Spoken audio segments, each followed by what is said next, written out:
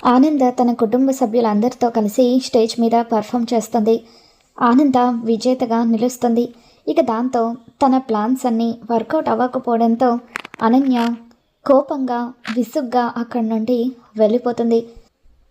గెలిచిన ఆనంద పల్లవి చరణ్ వాళ్ళ చేతుల మీదుగా షీల్డ్ అందుకోవాలని కోరుకుంటుంది.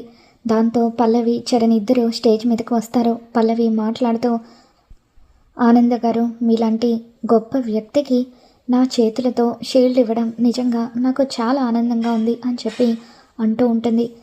ఆనందకు శాలువా కప్పి షీల్డ్ని ప్రజెంట్ చేస్తుంది. తర్వాత ఆనంద తన కుటుంబం మొత్తంతో కలిసి బయటకు వస్తూ ఉండడంతో అక్కడ కొంతమంది జనం అంతా కూడా చుట్టుముట్టి, మేడం ప్లీజ్ మేడం, మీకు మేము బల్క్లో ఆర్డర్స్ ఇస్తాము, ప్లీజ్ మాకొక్క అవకాశం ఇవ్వండి అని చెప్పి ఆనందను ఎంతగానో బ్రతిమలాడుతూ ఉంటారు. ఇకప్పుడు ఆనంద, నేను ఈసారి ఒకరికి అవకాశం ఇవ్వాలని అనుకుంటున్నాను.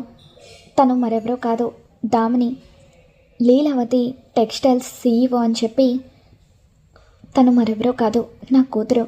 ఈసారి నా కూతురికి నేను అవకాశం ఇవ్వాలనుకుంటున్నాను అని చెప్పి ఆనంద చెబుతూ ఉంటే దామిని కళ్ళల్లో నీళ్లు తిరుగుతూ ఉంటాయి.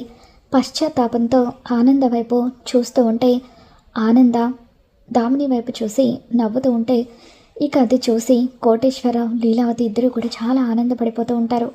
మరి ఆనంద భైరవి గొప్పతనాన్ని దామిని అర్థం చేసుకుంటున్నా ఏం జరగబోతుందో మళ్ళీ మన ఛానల్లో తెలుసుకుందాం.